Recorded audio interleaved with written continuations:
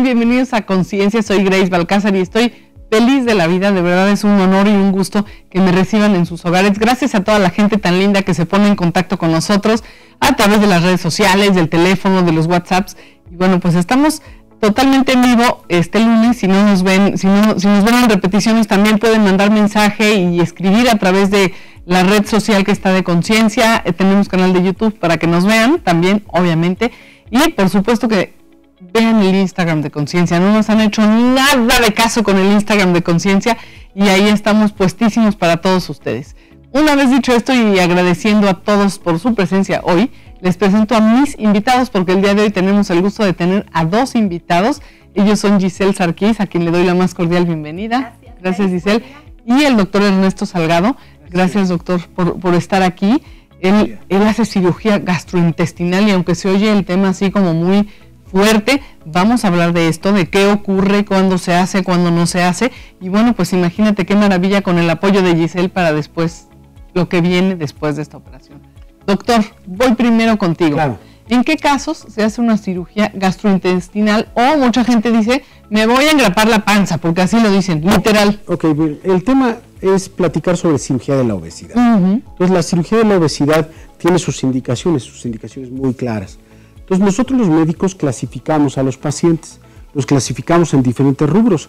Hay diabetes tipo 1, diabetes tipo 2, cáncer tipo 1, 2, 3, avanzado.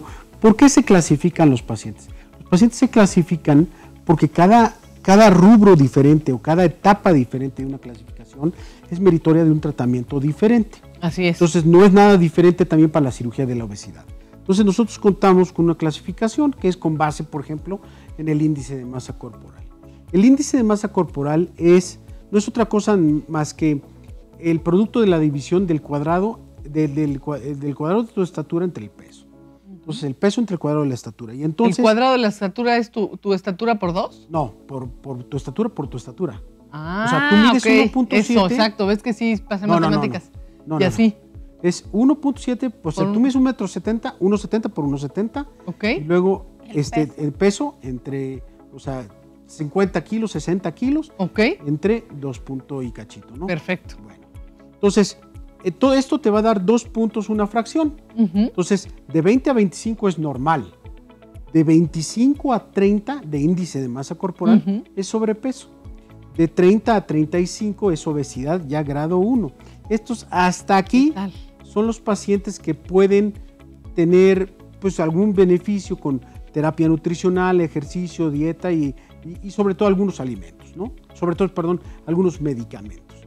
Pero cuando tienen 35 o más de índice de masa corporal con la suma de algunas enfermedades agregadas, nosotros los llamamos comorbilidades, pues bueno, ya son pacientes muy candidatos a cirugía de la obesidad. Entonces, pacientes que tienen 35 o más de índice de masa corporal son pacientes que son meritorios de cirugía de la obesidad. Y eso se hace, ojo a lo que dijo el médico, con un cálculo médico y con una prescripción médica. Claro. ¿En qué consiste la cirugía de la obesidad? Ok, bueno, hay varios tipos de cirugía de la obesidad y dependiendo de los requerimientos del paciente, de sus enfermedades asociadas, de su edad, muchas veces de su género, uh-huh. También es importante, pues bueno, considerar al paciente para un tipo de cirugía en específico. Realmente existen dos tipos de cirugías de la obesidad. Cirugía restrictiva, es decir, crear un estómago pequeñito, uh-huh. En el cual es un estómago limitante, que limita, como su nombre lo dice, restringe literal, la cantidad de la alimento. ¿Corta usted parte del estómago para hacerlo más pequeño? Es correcto. Okay. Esa es una. Y luego la otra es la cirugía malabsortiva, uh-huh. En la cual, pues bueno, van a bajar de peso, quizá no suene tan bien, pero sí bajan de peso por algún déficit de absorción, bueno, que el paciente está ingiriendo en exceso de nutrientes, ¿no? Entonces, de la cirugía restrictiva, pues, el estándar de oro, hoy día, la cirugía más realizada en el mundo para esto se llama manga gástrica. Uh-huh. Manga gástrica, como su nombre lo dice, pues es conformar un tubo gástrico, una manga, en la cual es un estómago limitante y pequeño, y retiramos la parte del estómago que induce el apetito. Y de la cirugía malabsortiva es principalmente el bypass gástrico. El bypass gástrico, como su nombre lo dice, bypass, o sea, evitar el paso de el alimento sobre ciertos segmentos del tubo digestivo, como son los primeros. ¿A dónde se va ese alimento que no puede pasar? Pues van sobre el intestino delgado. Realmente es una reconexión del estómago muy pequeñito con el intestino delgado. Entonces vamos a evitar el paso de los primeros metros del intestino delgado. Y o sea, se evita el paso, no pasa, pero se va en algún lugar del cuerpo. Pues sí, sí, obviamente sí, va a pasar más directo y obviamente, pues bueno, obviamente el órgano de la vida, que es el intestino delgado, pues bueno, se dedica a la absorción. Entonces, al tener menos superficie de absorción, la absorción va a ser menor. Por eso es mal absortivo. Y dependiendo del caso, se recomienda una o la otra. Las personas que dicen, me voy a engrapar el estómago, es eso. Cualquiera de los dos. Cualquiera de los procedimientos. Cualquiera de los procedimientos. ¿En qué casos sería así como de vital importancia realizar esa cirugía? Pues bueno, obviamente pacientes jóvenes con 35 o más de índice de masa corporal, que tienen toda la vida por delante y que tienen pues ya problemas metabólicos importantes. Existen 64 enfermedades asociadas a la obesidad, incluyendo 12 tipos diferentes de cáncer. No se necesita ser médico o ser un sabio para entender que diabetes, hipertensión, apnea del sueño, síndrome metabólico te puede dar, ¿sí? Pero hay otras, por ejemplo, hay otras enfermedades no tan muy conocidas, como por ejemplo en el tracto digestivo, en el tubo digestivo, la patología más común asociada a la obesidad se llama hígado graso. En sus siglas en inglés, NASH, NASH, que significa Non-Alcoholic Steatohepatitis, esteatohepatitis no alcohólica. Entonces, pues bueno, hace muchos años les decías en la consulta de gastro, les decías, oigan, pues es que su mamá tiene cirrosis. ¿Cómo cree, doctor, si mi mamá no toma? Nunca tomó ni nunca le dio hepatitis. Pero bueno, hoy día entendemos que la cirrosis criptogénica, que no sabíamos de dónde venía, pues eran de personas que tienen un gran peso y que tienen hígado graso crónico y que con el paso del tiempo desarrollan cirrosis. La obesidad produce cirrosis. Estamos hablando de un tema totalmente de salud. Fíjense, no hemos dicho que se quieren ver mejor y todo, que eso es una consecuencia de estas cirugías, pero realmente aquí lo que nos preocupa 100% es la salud de la persona. El tema de la obesidad es gravísimo en nuestro país. Es un tema realmente alarmante. Es pandémico. O sea, no solo en nuestro país, sino obviamente en nuestro país México, por el tipo de mestizaje en especial que llevamos, la unión del nativo americano, mexicano, con, bueno, en ese entonces no era México, ¿verdad? Pero con el español, pues sí, esa mezcla de razas, pues sí, metabólicamente no nos favorece mucho, ¿no? No nos favorece mucho y nos hace más propensos a desarrollar obesidad, sobre todo el tipo de dieta. Está muy bueno saber que genéticamente tenemos una predisposición a la obesidad o al ser gordos. Entonces, no se olviden de lo que siempre recomendamos, que Giselle siempre nos los dice: hacer ejercicio, tomar agua y la alimentación correcta, porque estos yo creo que son casos ya muy extremos, ¿no? Sí. Es cuando la persona está obesa y muy enferma. Claro. La importancia de esto y de que nosotros estemos aquí es que somos un equipo multidisciplinario. Eso. Un equipo multidisciplinario porque, pues bueno, cuando éramos jóvenes, entusiastas, empezando tanto en la medicina como en la nutrición, pues bueno, nos dábamos cuenta que cuando tratamos pacientes así, pues uno solito tener éxito es muy difícil. Claro. Muy difícil. Claro. Entonces, aquí, pues bueno, somos un equipo multidisciplinario en el cual, pues bueno, los pacientes son sometidos a valoraciones por no solo los que estamos presentes, sino, bueno, somos la mitad del equipo, ¿no? Una parte del equipo. Contamos con psicólogo, contamos con medicina interna, los cuales, pues bueno, valoramos a los pacientes en forma integral. Claro. Una vez después de eso, los pacientes, bueno, ya que han tomado la decisión de cambiar su estilo de vida, de cambiar su estilo nutricional, y bueno, no es un cambio nada más físico, como lo mencionaba, sino también es aquí en la cabeza. Totalmente. Entonces, también cuando han decidido eso, los pacientes, pues bueno, acuden a valoraciones nutricionales tanto preoperatorias como después de la cirugía. Acuden conmigo, acuden con el internista. Muchos de los pacientes tienen comorbilidades importantes, tienen apnea del sueño, tienen síndromes metabólicos, son diabéticos, se inyectan sustancias como insulina o algunos otros medicamentos para ayudarles a bajar de peso y que, bueno, pues va a empezar a cambiar su vida después de esto, ¿no? Y, pues bueno, la importancia de esto es que estemos aquí y también resaltar no solo la importancia de la cirugía, no solo la importancia del tratamiento nutricional, no solo la importancia del tratamiento psicológico, no solo la importancia del tratamiento médico, porque si cada uno de nosotros actúa en forma individual, las posibilidades de éxito son muy pocas. Es un trabajo integral. Multidisciplinario. Me encanta que lo planteemos de esa forma y me encanta esta unión, que hoy hayan podido venir parte del equipo. Estamos platicando acerca de esta cirugía gastrointestinal, por qué se hace y, bueno, sobre todo darles tips de cómo cuidar su salud. Volvemos, esto es Conciencia, vamos a hacer una pequeña pausa.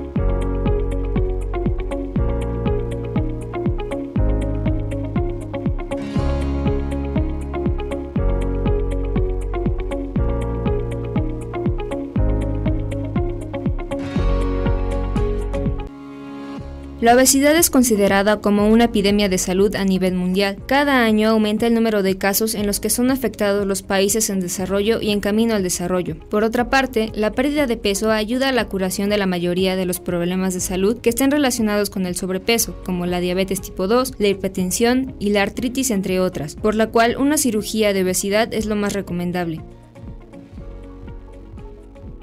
De esa forma. Ya estamos de regreso en Conciencia.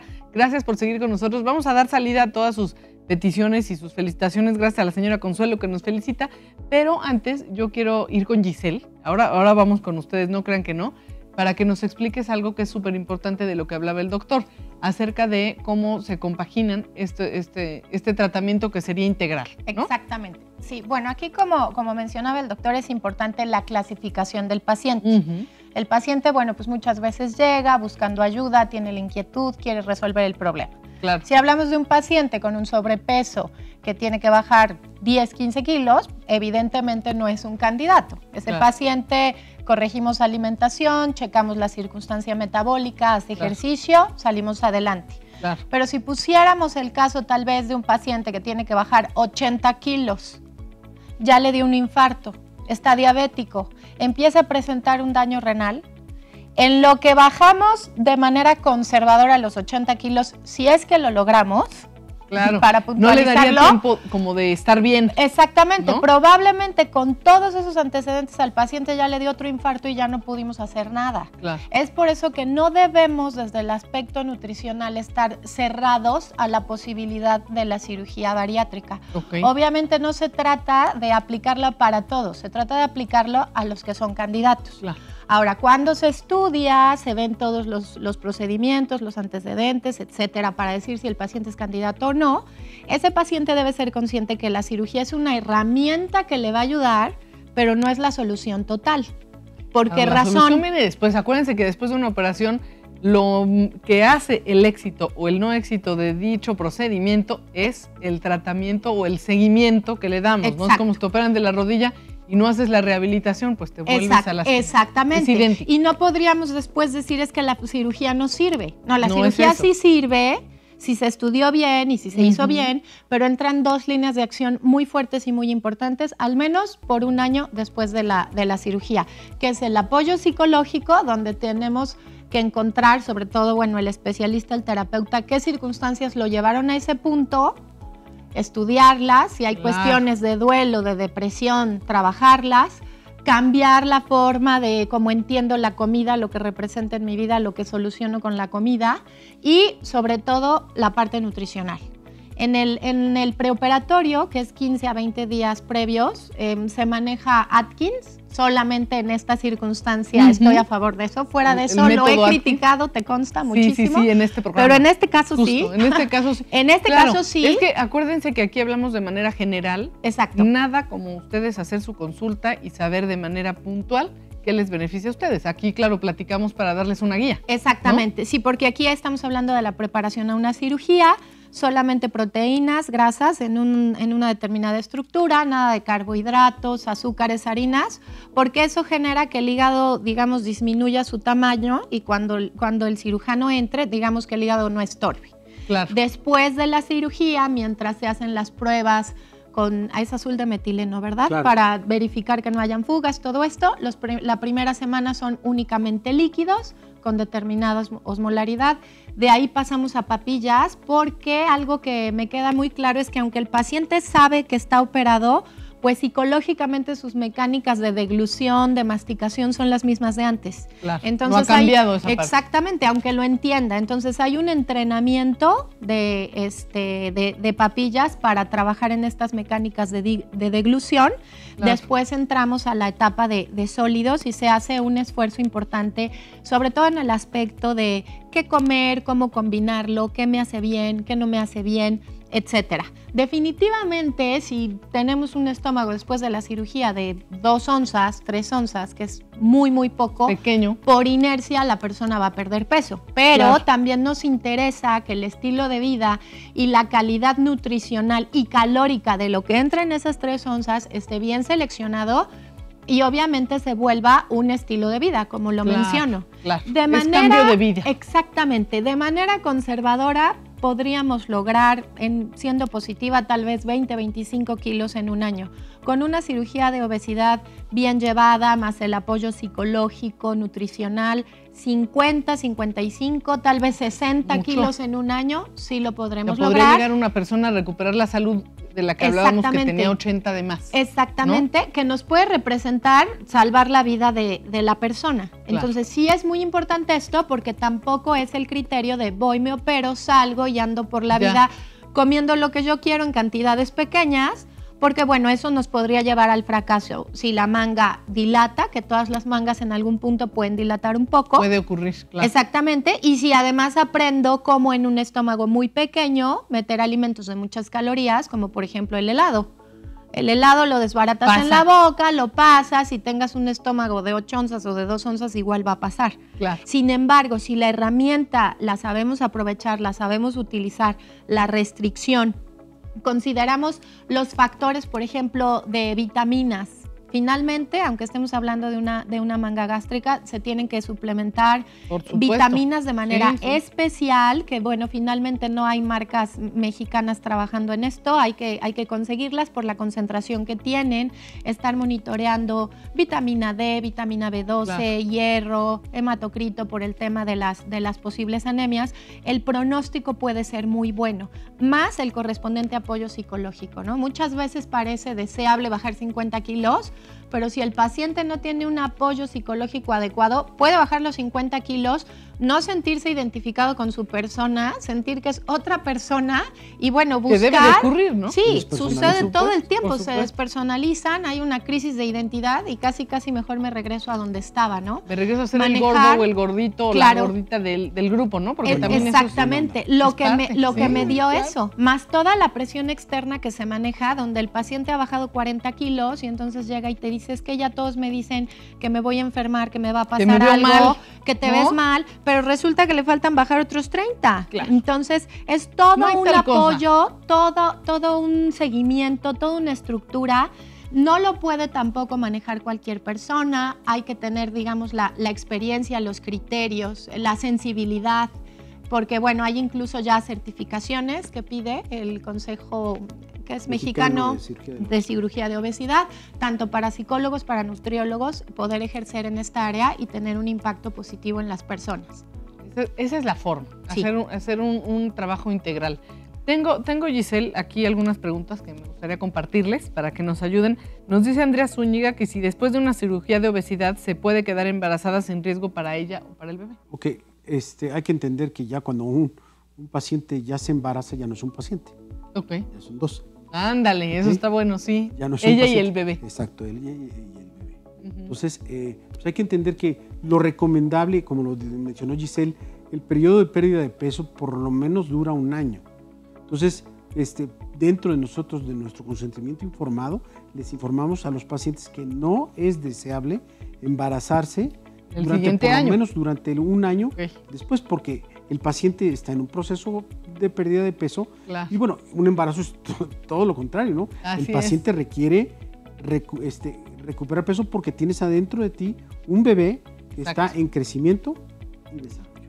Exactamente. Entonces, bueno, lo recomendable es esperarse, y si la persona ya, pues, ya quedó embarazada, ¿qué ocurre? Bueno, pues tratar de llevar lo mejor posible el embarazo, por eso llevamos es un equipo multidisciplinario y bueno, interconsultar con ginecología y obstetricia, con tratamiento nutricional, tratar de utilizar los menos medicamentos posibles con la finalidad de esto. Sí nos ha pasado, ¿no? Nosotros hasta le comentamos, ¿no?, a los pacientes, es importante no embarazarse. Oiga, doctor, ¿qué cree? Pues salí embarazada. ¿Cómo salí embarazada? Salió así como las rifas, si no es salió, rifa, ¿no? Exacto. Si no es rifa, ¿no? Hiciste algo para embarazarte, ¿no? Claro. Entonces, pues bueno, es importante decirles que mejor no. Exacto, hasta el siguiente año. Por lo menos, sin embargo, si hubiera pasado el periodo de 1 año, la persona ya bajó 50 kilos, está en un peso y se quiere embarazar, y vamos a llevar un buen proceso nutricional, considerando calcio, que son 1,200 miligramos, hierro, ácido fólico, suplementación, la expectativa es muy buena. Nos ha ocurrido dentro de nuestros pacientes. O sea, nuestros pacientes, hay pacientes que no ovulan, que no se podían embarazar porque pues estaban... Justo por el sobrepeso. Por el sobrepeso. Sí, que a raíz del ajuste de peso y el equilibrio hormonal se logró el embarazo. Sí, se hacen clic metabólico y de pronto se echa a andar la máquina y ya funcionan bien. Claro. Y ahora, doctor, ya gracias a esto ya quedé embarazada. Ya estoy embarazada, claro. Qué maravilla. Nos pregunta Inés Vázquez, si hacen una cirugía de obesidad, ¿cuánto tiempo me tardan en recuperarme y seguir con mi vida habitual? Ok, la pregunta es, ¿pero qué es vida habitual? ¿No? Exacto. ¿Qué es vida habitual? Normalmente en nuestras manos es un procedimiento quirúrgico de 1 hora, de 2 días de estancia hospitalaria y, bueno, como lo decía Giselle, hay que entrenar de nuevo, volver a comer bien. Entonces van a estar una semana líquidos y después se pueden ir 2, 3 semanas o hasta el mes con papillas. Realmente el paciente productivamente, laboralmente, puede laborar en días, ¿no? Después de la cirugía. Pero una de las preguntas que me hacen, doctor, ¿cuándo puedo volver a hacer ejercicio? De pronto se motivan mucho que quieren hacer ejercicio. La respuesta es cuando Giselle autorice con base en una evolución, la dieta blanda. Claro. Porque cuando están con papillas... no estás comiendo y estás haciendo ejercicio, empiezan a hacer ejercicio, se sienten mal. Sí, se claro. Muy cansados. Entonces también es un poco dependiendo de la persona. Exacto. ¿no? Sí, no, son normas, ¿no? Esa fuerza. Exacto, pero no es que tengan que hacer un reposo absoluto de semanas o de días, como cuando pasan por procedimientos de liposucción o cuestiones de ese tipo, donde están 20, 30 días y sin no moverse. acaban. No. Sí. Esto es cirugía laparoscópica, ¿eh? Son cirugía de hoyitos muy pequeños. ¡Ay, qué maravilloso! No se hace una gran incisión, ¿eh? Entonces hay que puntualizarlo. No hace una gran incisión, sino cirugía laparoscópica es pequeño, orificios bien pequeñitos que permite al paciente rápidamente reintegrarse a su actividad laboral. A su vida. Sí, claro. Claro, pueden trabajar, hacer todo, pero con restricción. Mis trabajos de oficina. Perfecto. Adelante. En 1 semana. Adelante. Respondí a la pregunta. Vamos a hacer una pequeña pausa. Vuelvo con ustedes. Esto es Conciencia.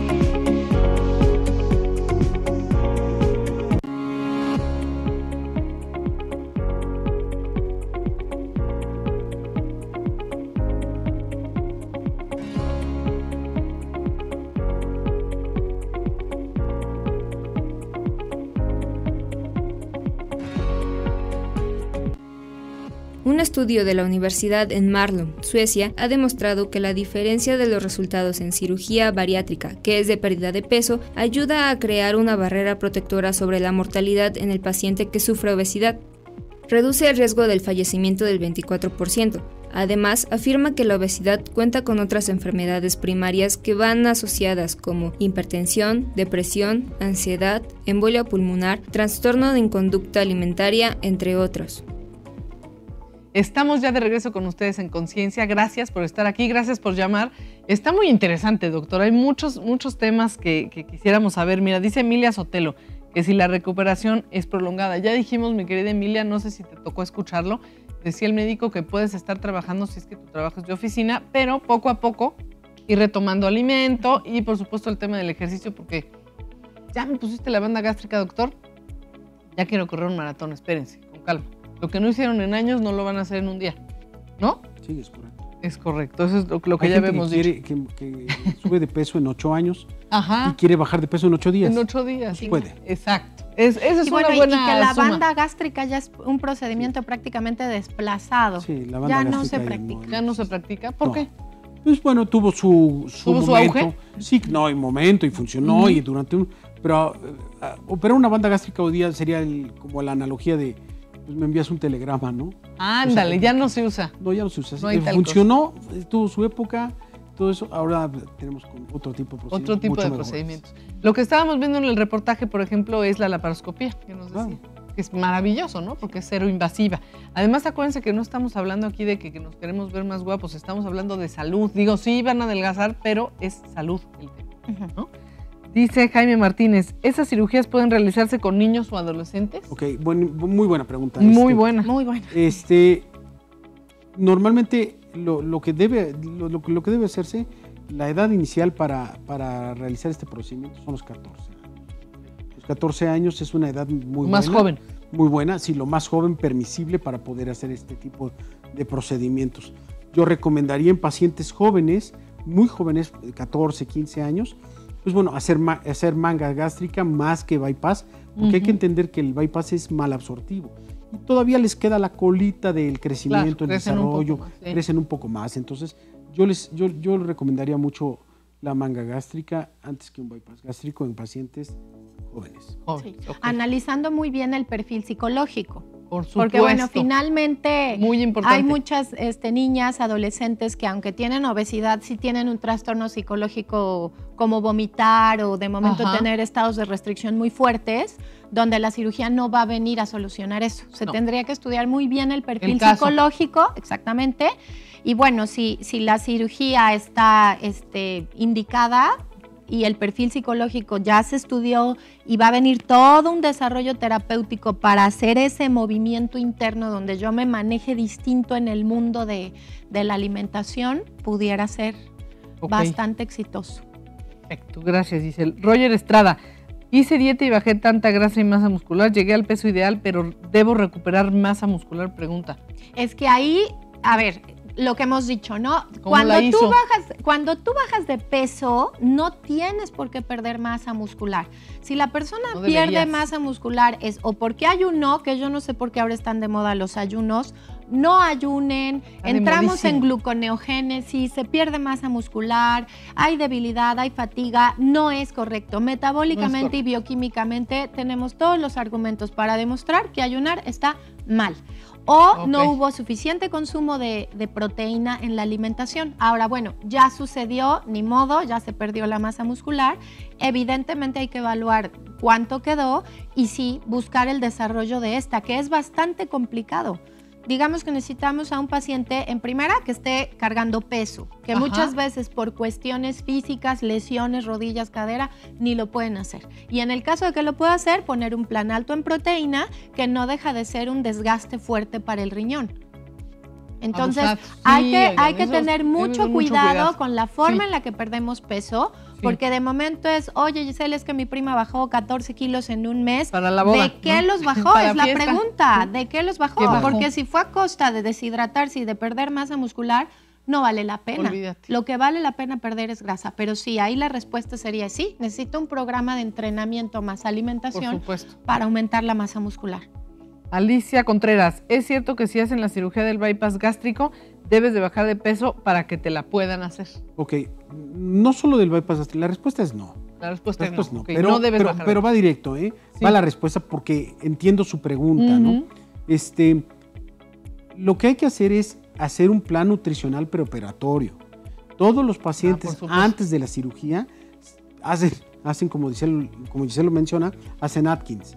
Hacer Atkins les ayuda a que el hígado se les haga chiquito, claro. Favorecen es más fácil el trabajo del médico. Es correcto, ¿no? Para nosotros es más fácil. Uh-huh. Entonces, obviamente ese tipo de dieta bajas de peso. Entonces quizá lo que ella haya escuchado es que tienes que hacer la dieta para bajar de peso para que te puedan operar. Entonces, no es así. No, la respuesta es no, pero sí. No, pero sí, porque te preparas, por decirlo así, entrar en las mejores condiciones para que estés fuerte para la operación. No es porque tengas que adelgazar, a lo mejor adelgazas porque te estás alimentando sanamente. Es correcto. Puede ser una consecuencia, ¿no? Uh-huh. ¿Puedo quedarme embarazada después de la operación? Claudia Reyes, ya lo dijimos, que de preferencia no lo hagas hasta el año siguiente. Uh-huh. Bueno, pues si sucede eso, córrele al doctor para ver cómo hacerle para que la lleven bien. Y evidentemente, ¿no? Estando embarazada, pues llevar un buen proceso de seguimiento. Exacto. Para que el embarazo no nos cueste subir 30 kilos, ¿no? Así sino los 9 o 12 que son los necesarios para tener un bebé de buen peso y estar bien. Exacto, porque si no pierdes todo lo ganado, ¿no? Liliana Chávez, buenas tardes. Quisiera saber si soy candidata a una operación bariátrica. Mido 1,57 y peso 100 kilos. Es una paciente que aproximadamente tiene 40 de masa corporal. Uh-huh. Es una paciente que ya tiene obesidad mórbida y que por supuesto sí es candidata. Sí, eres candidata, mi querida Liliana. Sí te recomendamos que vayas a un médico para hacerte todas las pruebas necesarias y vean la causa de tu sobrepeso y ver qué tratamiento. Pero sí sería candidata. Claro. ¿No? ¿Cómo se clasifica la obesidad? Obesidad. Sobrepeso, obesidad grado 1, 2, 3 y obesidad mórbida. ¿Qué es? Sobrepeso y obesidad grado 1 no son candidatos a cirugía, porque también existe el que tiene 10 kilos arriba y se quiere operar y le dices, no eres candidato, tú come bien, haz ejercicio, claro. ¿no? Pero obesidad grado 2 con comorbilidad, si no hay comorbilidad en teoría no, y de obesidad grado 3 y mórbida, enteramente candidatos como es el caso. Es que ya son pacientes, a lo mejor por índice de masa corporal no transmitimos tanto, pero ya son pacientes que te tienen que bajar 50, 60, 70, 80 kilos. Claro. Y comorbilidad se entiende que o ya le dio un infarto, o ya es hipertenso, diabetes, o está diabético, o hay un problema metabólico, y en lo que lo bajamos de peso, probablemente no nos dé tiempo a corregir esa enfermedad y nos pueda costar una vida. Apnea del sueño. También. Claro, la apnea y se mueren ahí, es como broncoaspirar, ¿no? Sí. Sí, porque a veces confundimos la apnea del sueño con la gente que ronca. Sí. No es eso. ¿O sí es eso? Bueno, el roncar puede ser una manifestación de la apnea del sueño, ¿no? De la apnea, síndrome de apnea obstructiva del sueño. Uh-huh. Entonces, pero la apnea del sueño, la factura que te puede pasar, por ejemplo, aumenta los glóbulos rojos, tienen poliglobulia, se comporta como paciente fumador, aunque no lo sea. Que no lo sea. Y tienden a ser corazones grandes, cardiomegalia, y a la larga, insuficiencia cardíaca. Sí. Y otro punto importante, Grace, que a mí me gustaría mencionar, no confundir cirugía de obesidad con cirugía estética. A ver, por favor, ¿no? Muy importante. Yo no estoy en contra de la cirugía estética, que quede claro. Pero yo muchas veces he vivido que el paciente tiene obesidad, tiene que bajar 25 kilos, lo operan de liposucción, le quitan 4, porque tampoco te pueden quitar tantos, y lo mandan a nutrición a que baje 25 kilos. La cirugía estética es, digamos, para los últimos kilos, para piel, para estrías del embarazo, para jalar la piel, etcétera. O que el paciente baje de peso y que ya vaya a cirugía estética los últimos kilos, porque de momento entran con una expectativa muy grande y volvemos al mismo punto inicial, aunque sea cirugía de obesidad estética o el punto que sea, si no hay un tratamiento psicológico, si no hay un cambio de entendimiento, de manejo de mis emociones, de trabajo personal, de la alimentación, ¿no? Pues evidentemente voy para atrás. Y más si no tengo la restricción que me da una cirugía de obesidad, porque salgo de una cirugía estética con la posibilidad de comer igual o más. Entonces hay una gran diferencia entre cirugía estética y cirugía de obesidad. Son diferentes cosas. Esta es una cirugía que es para corregir una enfermedad que es la obesidad y las 64 comorbilidades que la acompañan. Claro. No es, estamos hablando de salud. Salud, no es 100%. No estamos hablando de cirugía de Sí, o sea, si esta cirugía por salud no salen y ya salen con cinturita de avispa. No. Con el tiempo. Con el tiempo se les va a poner. Exactamente, es como consecuencia, ¿no? Exacto. Montserrat nos dice que si pacientes con hipotiroidismo pueden realizarse una operación para la obesidad. Ok, qué buena Muy pregunta. buena pregunta. Gracias, Montserrat. Hay que entender que muchas veces le achacan a la tiroides todo su peso. Sí, no todo, hasta los comportamientos. No es que está así porque la tiroides. Okay. Ya. Te lo juro. Ok, puntualísimo. La única enfermedad endocrinológica que produce obesidad mórbida se llama síndrome de Cushing y es por uso o abuso de esteroides. ¿Sí? Pacientes con artritis reumatoide, con otros padecimientos, lupus, que tienen que tomar cortisona, esos pacientes pueden desarrollar obesidad mórbida. Se inflaman, ¿no? Por corticoides. Exacto, cortisona. Es la única patología endocrina que produce obesidad mórbida. La tiroides produce algún momento sobrepeso, puede aumentarte algunos kilitos, nada más. Entonces cuesta un poco de trabajo con los pacientes con hipotiroidismo. Sí cuesta un trabajo. No se recomienda suspender ningún tipo de tratamiento de la tiroides, al contrario. No, tú sigues. Y no es lo mismo. Y a final de cuentas el paciente puede estar pesando 100 kilos o 50 kilos. La función tiroidea no es reemplazable. Entonces va a seguir tomando sus medicamentos para la tiroides. Eso es súper importante. Pero sí se puede, se recomienda hacer procedimientos quirúrgicos en pacientes con hipotiroidismo. Realmente no es una contraindicación. No está contraindicado. Muy bien, bueno, pues una vez despejadas todas sus inquietudes, voy a tener que ir a una pausa y vuelvo con ustedes. Estamos en Conciencia. Gracias por estar aquí con nosotros.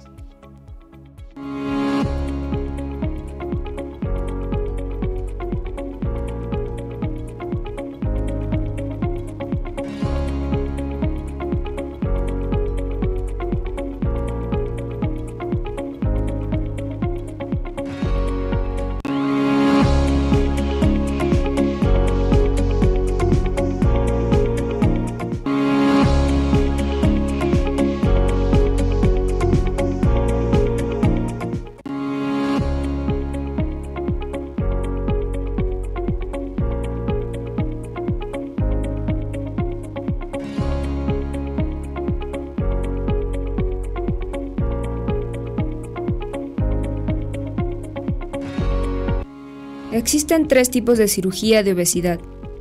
Balón intragástrico. Se instala endoscópicamente. Consiste en rellenar un balón en el fundus gástrico por 6 meses. La pérdida de peso al retirar el balón es de 10 a 15 kilos, solo recomendado a los que sufren de obesidad nivel 1. Bypass gástrico. Es el procedimiento más común.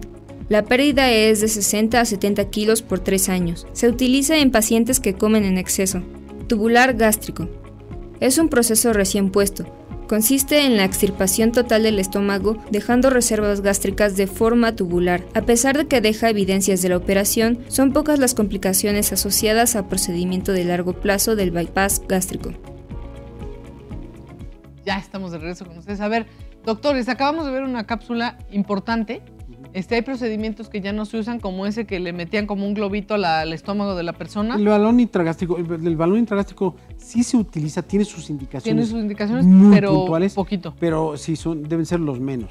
Los menos. Okay. La manga gástrica actualmente, hoy día, es el procedimiento más realizado en México y en el mundo. Exactamente. En el mundo. ¿Sí? O sea, si vieron el dato de que el bypass no es ese, es la manga. Sí, exacto. La manga es mucho más realizada en México y en todo el mundo, Sí. Vamos con las preguntas. Sandra Montoya dice que las operaciones le dan miedo y que si esta cirugía es segura, es decir, que si no hay riesgos. Pues la entendemos que da miedo operarse, ¿no? Es súper importante esta pregunta. Sí, esa pregunta Si vas a decidir operarte, opérate con un médico que tenga la certificación en cirugía bariátrica. Eso. No caer en manos de charlatanes. Cuando tú vayas a la oficina de cualquier doctor y que te vayas a hacer un procedimiento quirúrgico, lo primero que le tienes que hacer, doctor, usted está certificado por el consejo de su especialidad para operarme de cirugía estética, de cirugía bariátrica, de cirugía de lo que usted quiera, ¿sí? Entonces la pregunta es ¿sí o no, doctor? Claro. Y me puede mostrar su certificado del consejo y entonces con mucho gusto, porque la certificación hace que la cirugía sea una cirugía segura. Es decir, que tu cirujano, tu médico, ha cumplido con los requerimientos específicos para brindar un apoyo quirúrgico seguro. Muy importante. Eso es muy importante. Qué buena pregunta, porque sí, tu miedo es algo de intuición que eso se quita cuando la persona es confiable. Y cuando te demuestra que ha cumplido con las normas y con los procedimientos de acreditación para hacer de la práctica de la cirugía de la obesidad una práctica segura.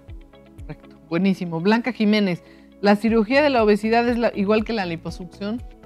Nada que ver. No, son cosas muy distintas. Realmente la cirugía estética a mí me parece que debe ir dirigida a los últimos kilos, cuando es una grasa localizada en una zona que son 1, 2, 3, 4 kilitos y ya, porque tampoco es tanto lo que pueden quitar. Hay gente con sobrepeso, con obesidad.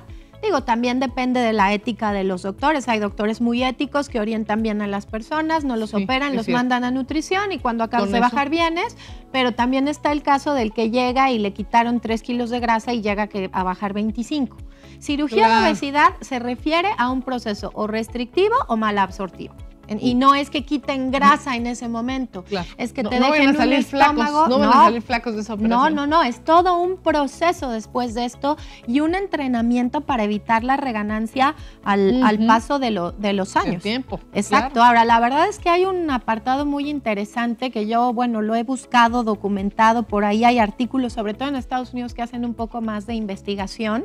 Sucede algo muy interesante con el paciente que se opera, que lo atribuyen un tanto a una especie de reseteo, por decirle así, donde al paciente no le gustaba el brócoli y ahora quiere brócoli, no le gustaba la zanahoria y ahora quiere zanahoria, y ve la grasa y ahora le da asco. Y bueno, independientemente de que la parte del estómago que quitan tiene que ver con estimulación del apetito, por supuesto, los artículos que yo he leído, sobre todo de literatura de Estados Unidos, hablando de eso, es una especie de reseteo.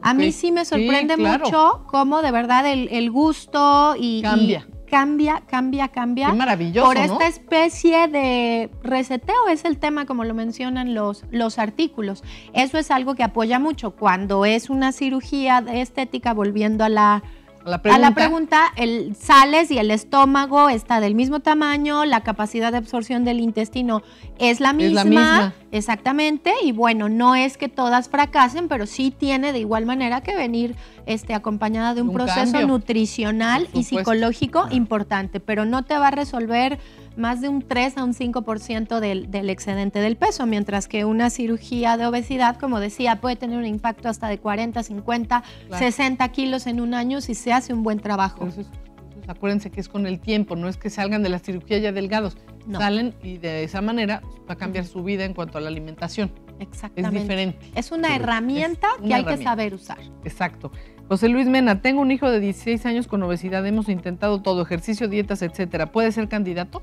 Es lo ideal. Puede y ser. Esa edad es cuando les va bastante bien.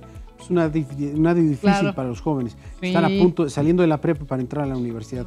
Es excelente edad. Buen momento. Buen momento. Dice Luis Ramírez, ¿cuándo sé cuándo debo someterme a una cirugía para bajar de peso o seguir intentándolo con dieta y ejercicio? Lo hemos dicho, Luis, pero qué bueno que lo vuelves a preguntar, porque si hay... tienes 35 más de índice. Sí, si su diagnóstico es sobrepeso, obesidad grado 1 u obesidad grado 2 sin comorbilidad, no pasa el protocolo, no se puede operar. Pero si hay una comorbilidad o una obesidad grado 3 o mórbida, por supuesto que sí, por el volumen de kilos.